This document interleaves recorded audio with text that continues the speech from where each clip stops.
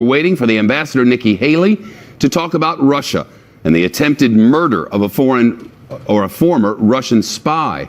This as Britain kicks out nearly 24 Russian diplomats, the most since the days of the Cold War. We're waiting right now to find out how the United States will react. And breaking news throughout the day, we're expecting to hear from Republican lawmakers after a House vote to improve safety at our nation's schools, or that's the goal. That GOP bill would mean more security and training, but no changes to gun laws at all. That's as students from thousands of schools across our nation walked out of class today demanding action from Washington after the massacre at Florida's Marjory Stoneman Douglas High School. That shooting was 1 month ago today. Across the nation, students streaming out of class by the tens of thousands, saying often simply, enough.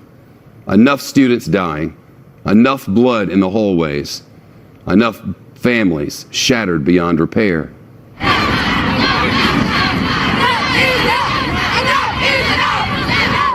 Reaction to the shooting in South Florida has rippled across the country, sparking meetings, changing local laws, inspiring some businesses to change their rules about gun sales. Some of the students today risking suspension for leaving school without permission. In the north, students faced freezing temperatures and repeated a concern we've heard over and over again, that when they walk into school, they may not come out. I come to school to learn math and science and to be better in life, not to lose my life and not to learn how to dodge bullets. Organizers say more than 3,000 walkout events are taking place across the country and around the world. One of them in Parkland, Florida, where last month's massacre happened. In Washington, D.C., some 2,000 demonstrators turned their backs on the White House for 17 minutes today, a show of force and solidarity, signs in place. 1 minute for each of the victims in Parkland. And in Glen Mills, Pennsylvania, just outside Philadelphia, do you see this? Students there created a heart on a football field, symbol of love on a day filled with resolve. Let's get to Garrett Tenney, who's live on Capitol Hill, where there's action this afternoon. Garrett? Well, Shep, students told me today that the reason they came out is because over their teenage years, they have witnessed shooting after shooting. And despite those deaths, they feel like little has changed to actually make their schools or communities safer. And they really hope that today is the beginning of a movement where they won't have to rely on the adults who they believe have not been taking the necessary steps to protect them and take it into their own hands, with the rising generation forcing this issue of gun violence on lawmakers to address it. And that is something we heard from student after student earlier today at the rally outside of the Capitol with Democratic lawmakers. A lot of us will also be 18 by November, and that's when midterm elections start. So I can promise you this: do your jobs, give us concrete solutions, and for once, value our lives over your bank accounts, or we will vote you out. And Shep, most of the students that we spoke to said they came out today because they believe that the shooting that happened in Parkland could just as easily have happened at any of their high schools. And I asked several of them about this Republican bill towards school safety, and they said this doesn't go far enough because it doesn't address what they view as the bigger issue of gun control. Until that is addressed, they said, we will not feel any safer. Shep. You mentioned gun control. Tell us the specifics they're demanding, Garrett.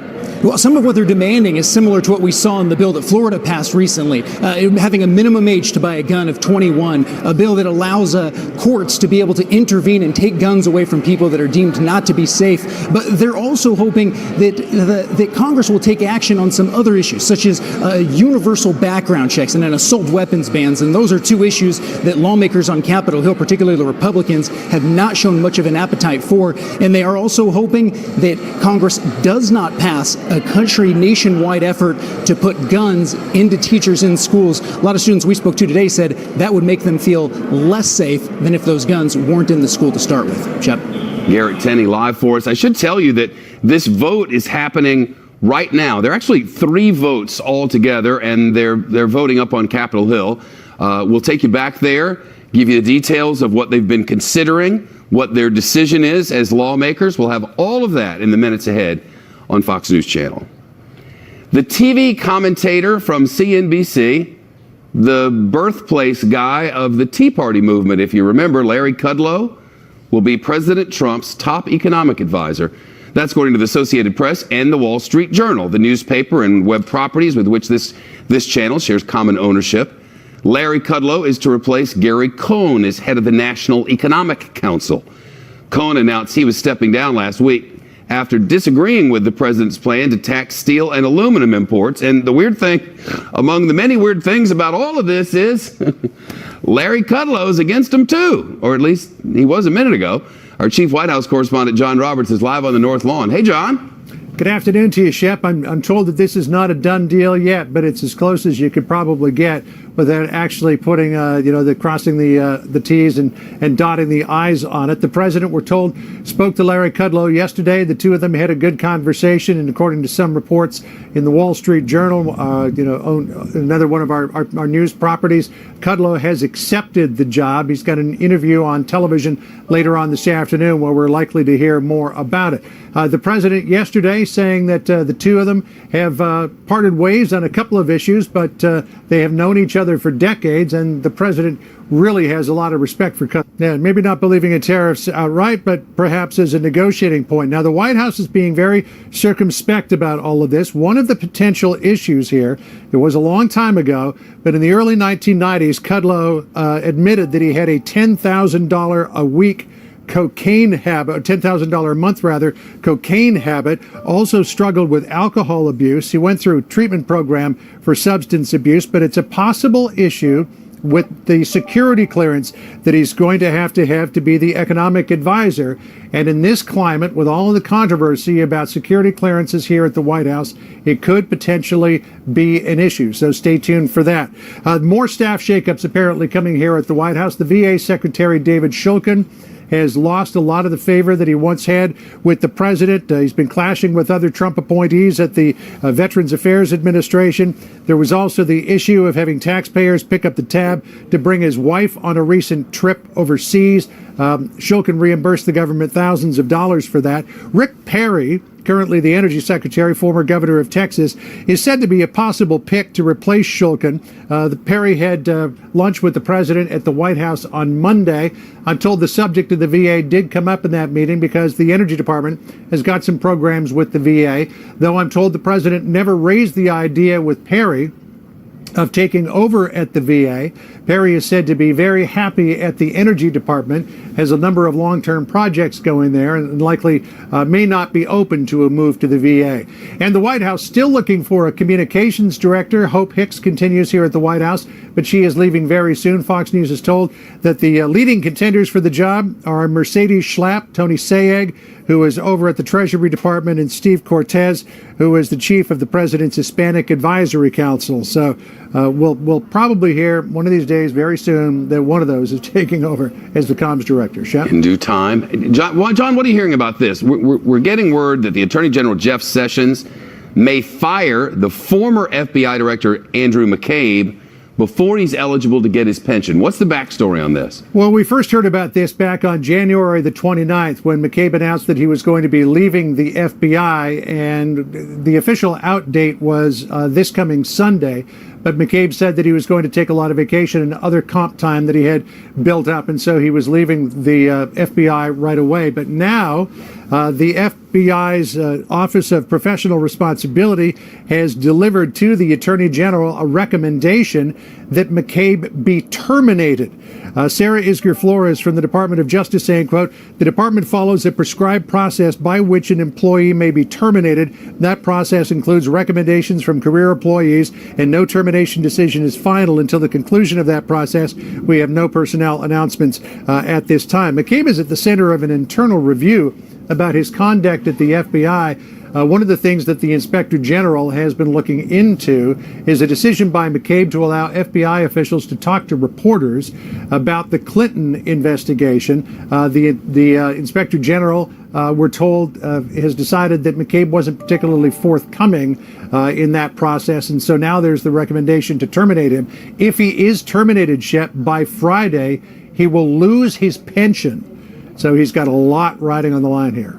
I'll say.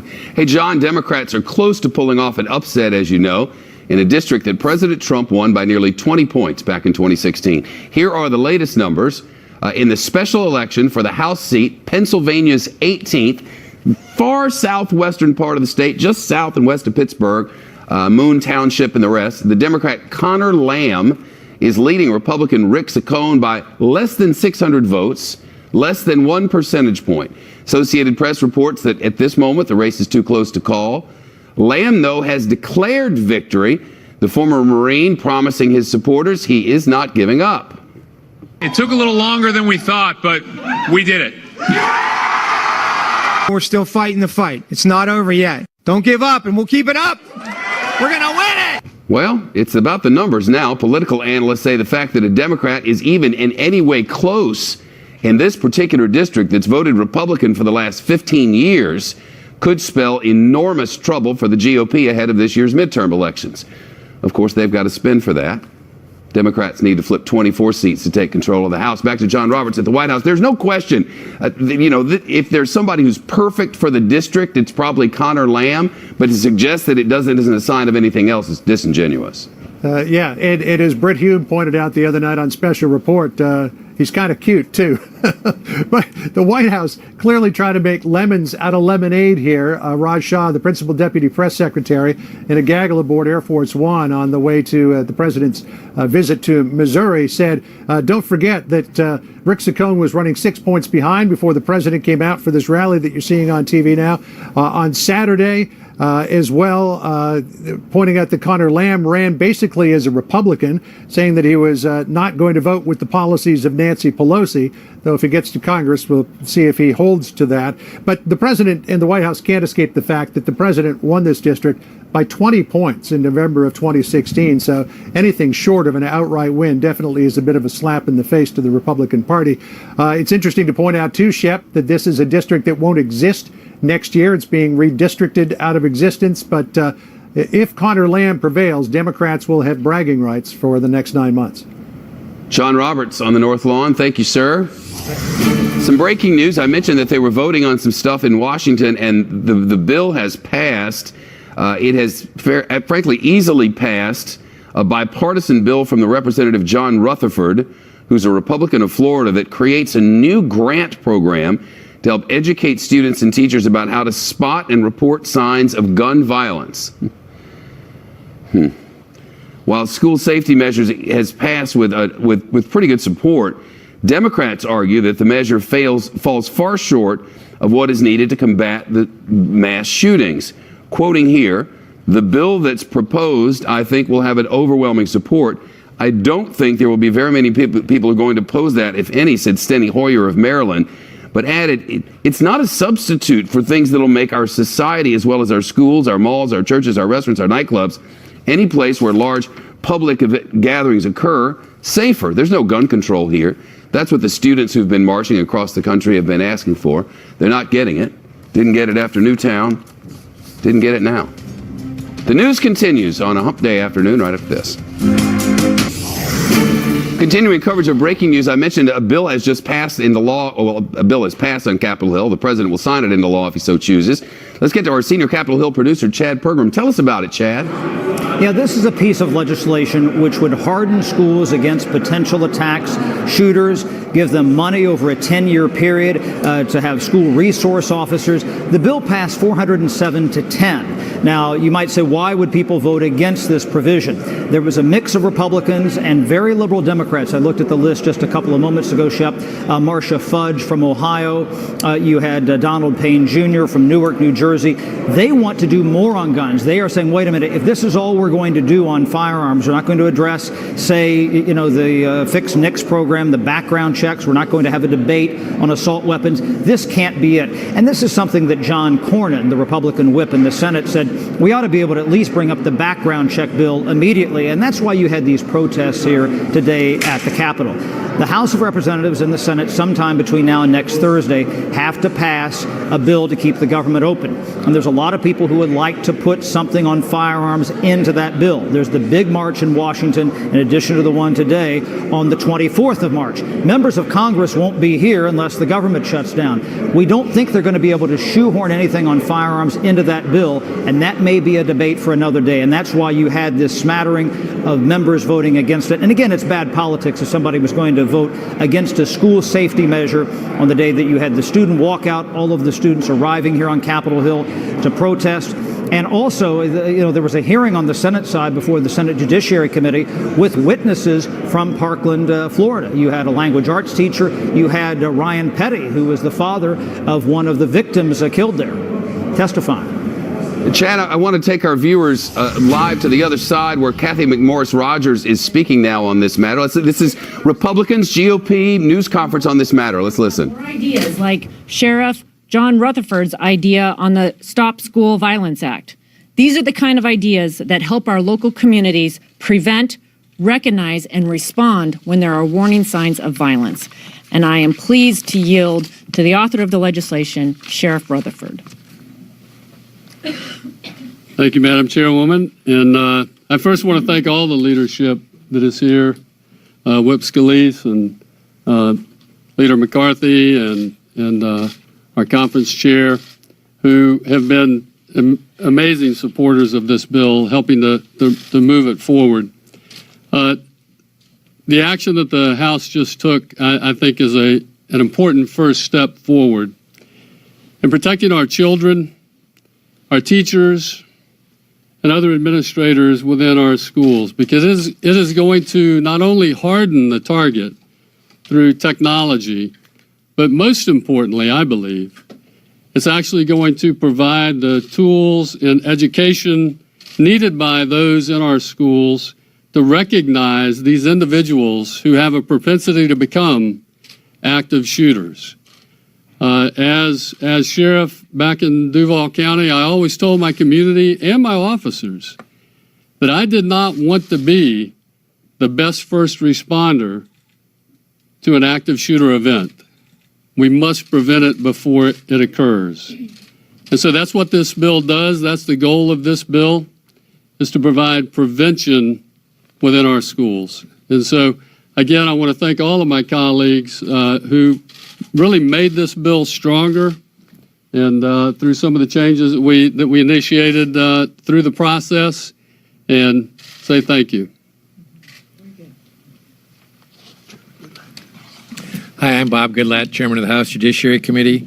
One of our highest priorities as legislators is to protect those who are vulnerable, especially children. When students go to school fearing for their safety, we need to take action to protect them from harm. I applaud the passage of the Stop School Violence Act, which takes a multifaceted approach to the epidemic of school violence that has shocked the nation. This bill empowers students, teachers, and law enforcement and trains them how to recognize and respond to warning signs. With increased training, technology, and coordination with law enforcement, we can be better prepared to defend students from violence and respond quickly and effectively to threats as they arise. No student should ever have to go to school in fear. We will continue to listen to students, teachers, and administrators to examine the issue of school safety and improve the classroom environment for our nation's children. This bill is a great first step, and I thank my colleagues, Representatives Rutherford, Shepard, Granger, Davis, Messer, Bost, Kaufman, Brooks, and many others for their collaboration on this important bill.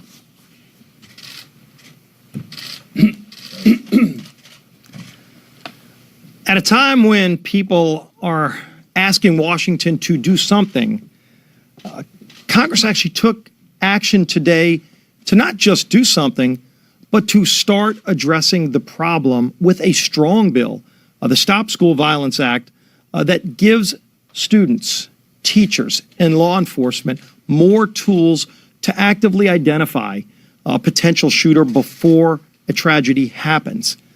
What we saw in Parkland was an example of so many breakdowns in government, at the federal level with the FBI, at the local level with local law enforcement. When so many students knew this was going to happen, I think the thing that irritates people the most is that something wasn't done to stop it before it did happen. And we need to focus on stopping those tragedies before they happen. As Sheriff Rutherford said, I want to commend Sheriff Rutherford for his leadership to put a coalition together that was incredibly bipartisan.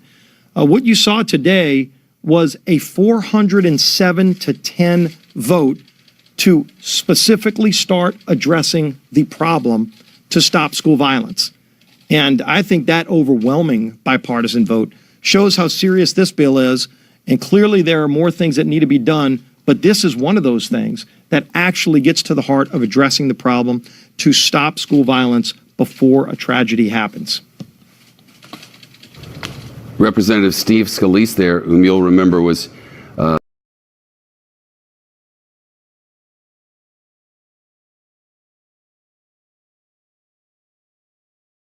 and there's no doubt that this bill calls for more funding for school security, including assessment teams, as you heard them say, for schools, better training for schools and law enforcement to detect dangerous behavior in kids.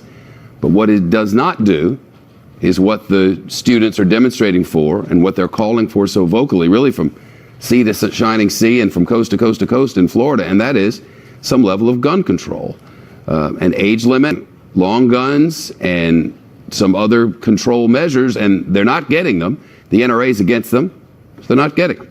Chad Pergram's up on Capitol Hill. This is something in the middle that doesn't please too many, it would appear at least. Yeah, a lot of people wonder if this is just a panacea. And you mentioned Steve Scalise, who got shot at the baseball practice last June.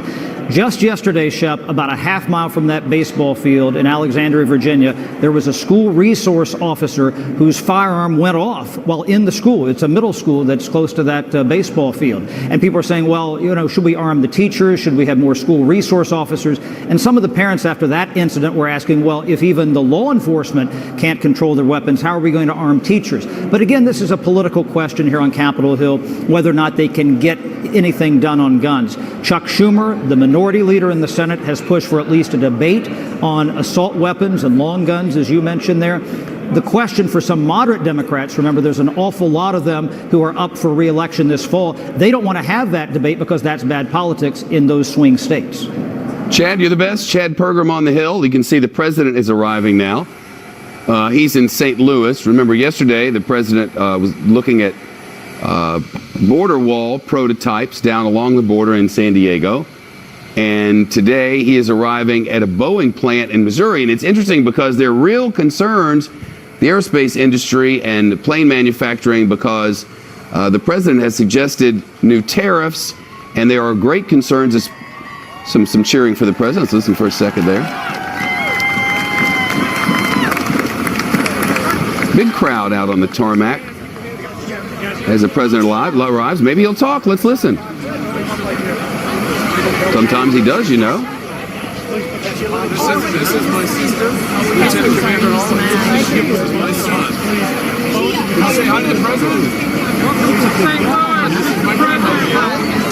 Can I take a picture of that? Yeah, you can.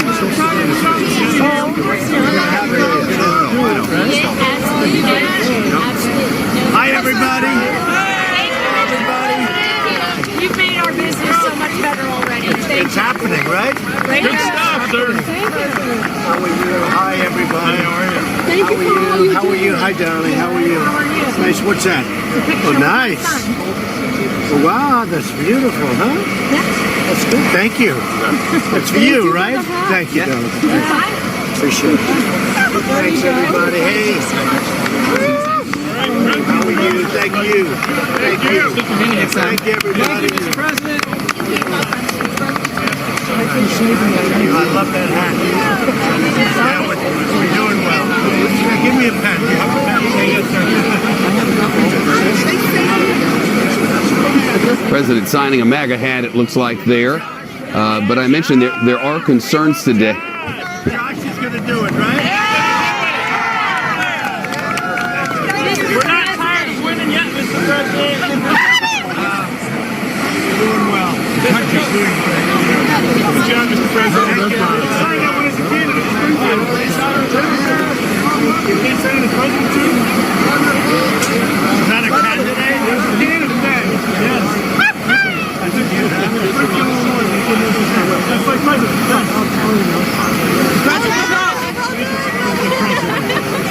Thank you very much. There you go. I don't have to tell many of you that this is the kind of thing that gives the president life.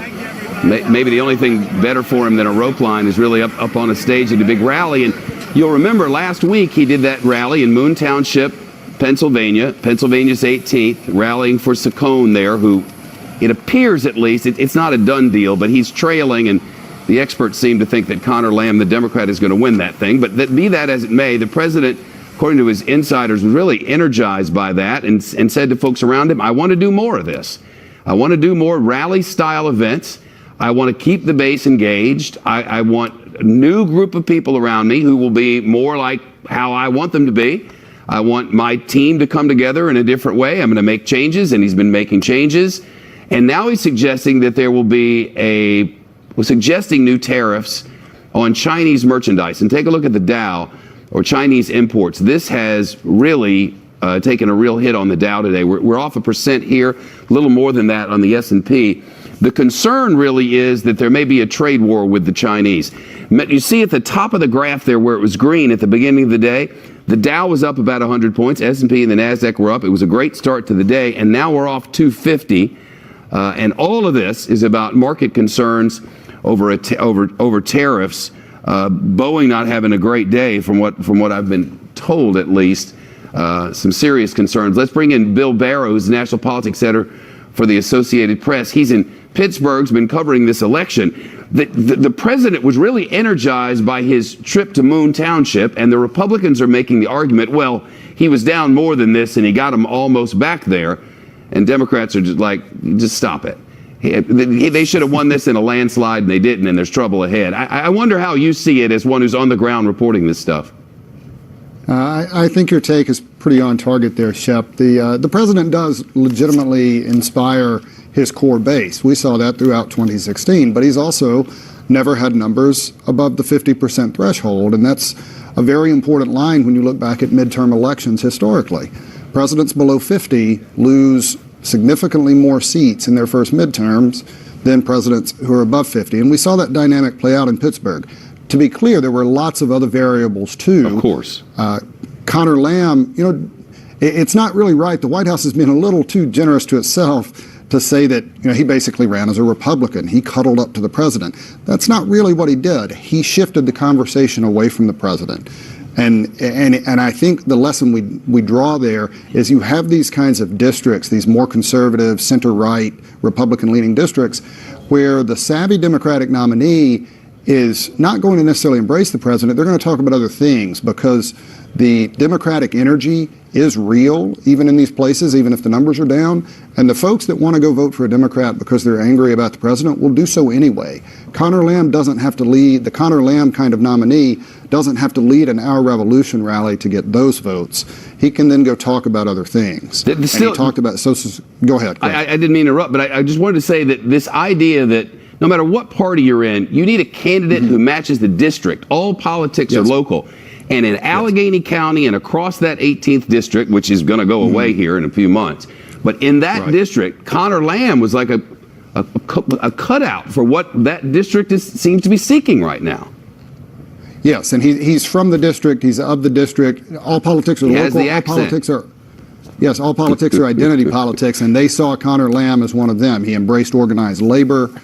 He told the story of his family, and he spoke in the language of the old Democratic politics that once carried the day here. Yep, unions were there with him, and it was quite a thing to watch late into the night last night. Bill Barrow from Associated Press, appreciate it. Lots more coverage ahead, lots of news this afternoon, and we're glad to have you in. Bottom of the hour headlines right after this. Fox Report now, headlines from the Fox News deck. The family of the victims of the deadly helicopter crash in New York City in the East River suing the company that owns the aircraft. According to local news outlets here, relatives say that the harnesses they were using were a death trap because they prevented passengers from escaping. The feds say they're investigating. No word from the company Liberty Helicopters. Survivors of a deadly plane crash in Nepal say it is a miracle they're alive. One person said the plane violently shook, tilted to the left, and then hit the ground. 49 people died on the crash on Monday, but 22 survived. Investigators looking into that one as well. And around 140,000 people were without power this morning in Massachusetts after a third winter storm slammed the Northeast, especially New England. Power companies say they're reporting extra crews out today. Some areas got as much as 2 feet of snow. And like a lion. United Nations now, our ambassador Nikki Haley speaking about Russia, the poisoning of the agent in Britain, and where we stand. This is big. Let's listen. Exposed. Police officer Nick Bailey was the first to arrive on the scene and remains hospitalized in serious condition. Our thoughts and prayers go out to the victims of this atrocious crime. No two nations enjoy a stronger bond than that of the United States and the United Kingdom. Ours is truly a special relationship. When our friends in Great Britain face a challenge, the United States will always be there for them. Always. Alone, Russia's crime is worthy of this council's action. But this is not an isolated incident.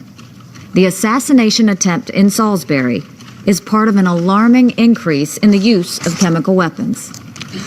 Last year, the North Korean regime used the nerve agent VX to publicly assassinate Kim Jong-un's brother in a Malaysian airport.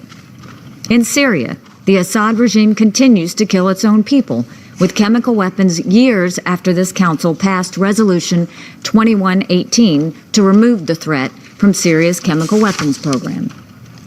When the Security Council created a mechanism to investigate chemical weapons attacks, that mechanism was targeted when it began to shine a spotlight on Assad's role in killing his own people. A growing concern in all of this dangerous and destabilizing activity is Russia. Russia failed to ensure Syria destroyed its chemical weapons program. Russia killed the Joint Investigative Mechanism when it found Assad liable for chemical attacks. Russia used its veto to shield Assad 5 times last year. It has also provided cover for Syria in The Hague at the Organization for the Prohibition of Chemical Weapons. The Russians complained recently that we criticize them too much. If the Russian government stopped using chemical weapons to assassinate its enemies, and if the Russian government stopped helping its Syrian ally to use chemical weapons to kill Syrian children, and if Russia cooperated with the Organization for the Prohibition of Chemical Weapons by turning over all information related to this nerve agent, we would stop talking about them. We take no pleasure in having to constantly criticize Russia, but we need Russia to stop giving us so many reasons to do so. Russia must fully cooperate with the UK's investigation and come clean about its own chemical weapons program. Russia is a permanent member of the Security Council. It is entrusted in the United Nations Charter with upholding international peace and security. It must account for its actions. If we don't take immediate concrete measures to address this now, Salisbury will not be the last place we see chemical weapons used. They could be used here in New York or in cities or of any country that sits on this council. This is a defining moment. Time and time again, member states say they oppose the use of chemical weapons under any circumstance. Now one member stands accused of using chemical weapons on the sovereign soil of another member. The credibility of this council will not survive if we fail to hold Russia accountable. Thank you. I thank the representative of the United States for her statement. I now give the floor to the representative of France. Well, there you go. The backstory on all this, and I'm sure you've heard about some of this, there was a poisoning that happened of a former Russian agent inside Great Britain. And the thinking was, at the time, that the Russians were trying to silence, otherwise intimidate their own agent who had been going against Russian interests. That happened in Great Britain. The British came to the conclusion that because of the origin of the nerve agent, that the Russians were directly responsible for this. And Theresa May, the British Prime Minister, came to the microphone just yesterday and before lawmakers there in Great Britain and said, we're going to hold the Russians accountable. And they have.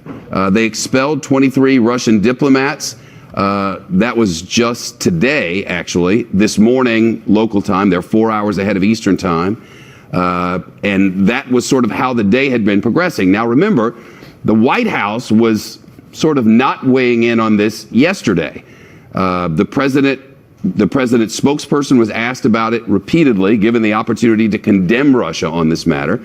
Then later in the day, during this hour, the president was down there on the border in San Diego with the prototypes of the wall and said, look, if we're still working on the facts, but if it turns out Russia was responsible for this and we agree with the British, then we'll condemn them. Well, the fact of the matter is the United States and Great Britain share intelligence in a way that we were the same entity, or that's how we've rolled over the years. If the British know it, the United States intelligence agents know it, and vice versa. So whatever the Brits knew, we knew. And the question had been, will the president condemn the Russians on this matter? Because, as you know, he's been hesitant to condemn the Russians on just about anything. Well, now Nikki Haley has done that and said, we hate to have to keep taking it to the Russians, but they keep giving us so many reasons to do so.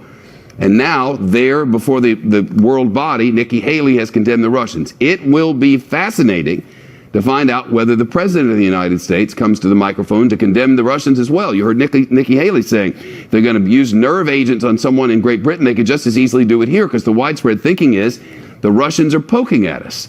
How far can they go before the United States decides to retaliate? After all, our own Congress has said that there should be sanctions on the Russians, and the White House has not put those sanctions into place.